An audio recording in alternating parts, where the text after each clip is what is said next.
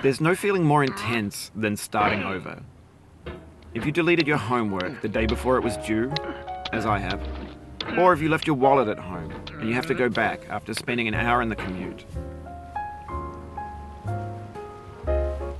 If you won some money at the casino and then put all your winnings on red but it came up black. If you got your best shirt dry cleaned before a wedding and then immediately dropped food on it. If you won an argument with a friend and then later discovered that they just returned to their original view. Starting over is harder than starting up.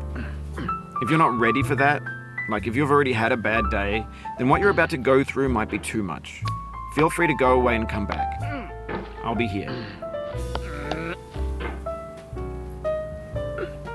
Alright, thanks for coming with me on this trip.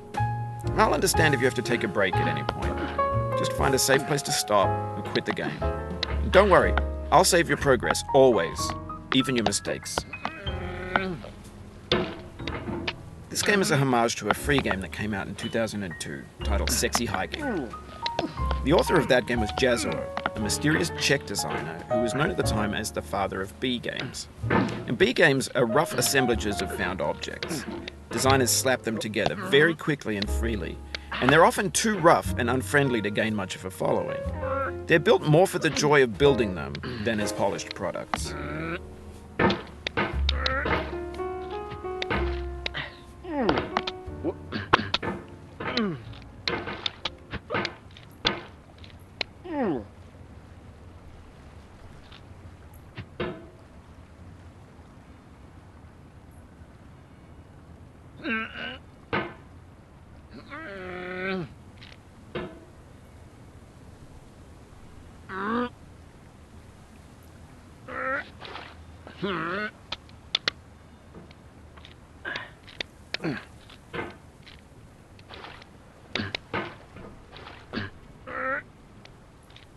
In a certain way, Sexy Hiking is the perfect embodiment of a B game. It's built almost entirely out of found and recycled parts, and it's one of the most unusual and unfriendly games of its time. In it, your task is simply to drag yourself up a mountain with a hammer. And that act of climbing, in the digital world or in real life, has certain essential properties that give the game its flavor. No amount of forward progress is guaranteed. Some cliffs are too sheer or too slippery. And the player is constantly, unremittingly in danger of falling and losing everything.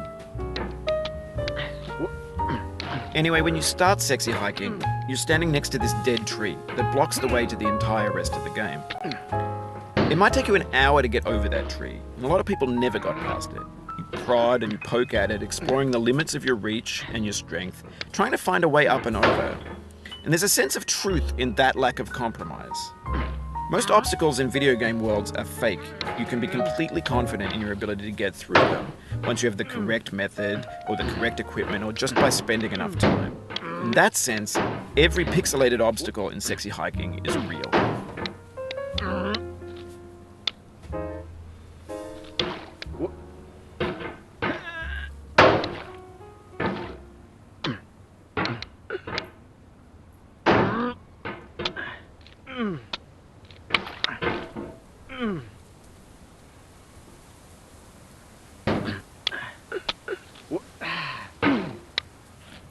Oh, you just lost a lot of progress.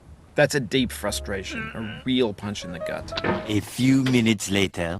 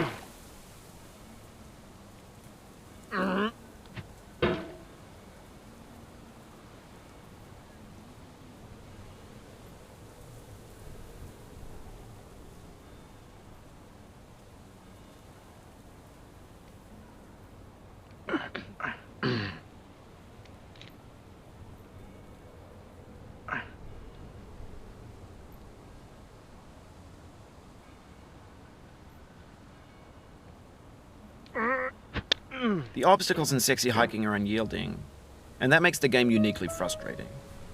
But I'm not sure Jazzuo intended to make a frustrating game.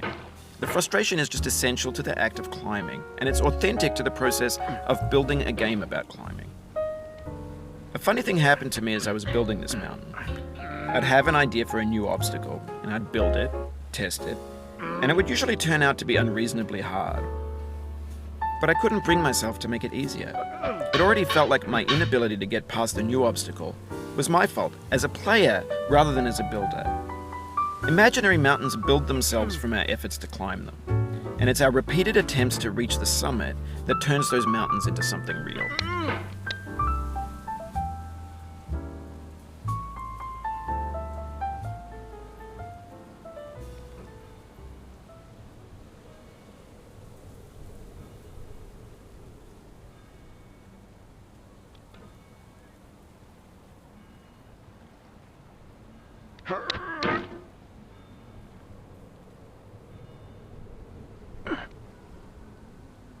When you're building a video game world, you're building with ideas. And that can be like working with quickset cement. You mold your ideas into a certain shape that can be played with, and in the process of playing with them, they begin to harden and set until they're immutable, like rock. And at that point, you can't change the world, not without breaking it into pieces and starting fresh with new ideas.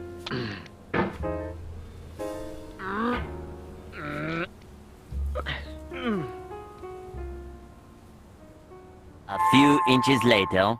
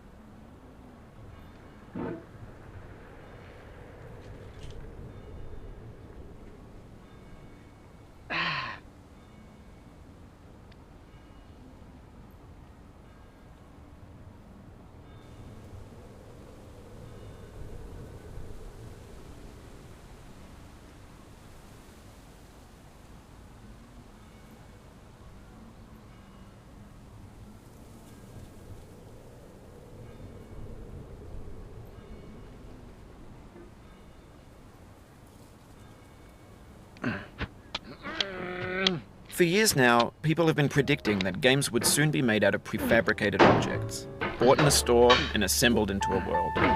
And for the most part, that hasn't happened, because the objects in the stores are trash.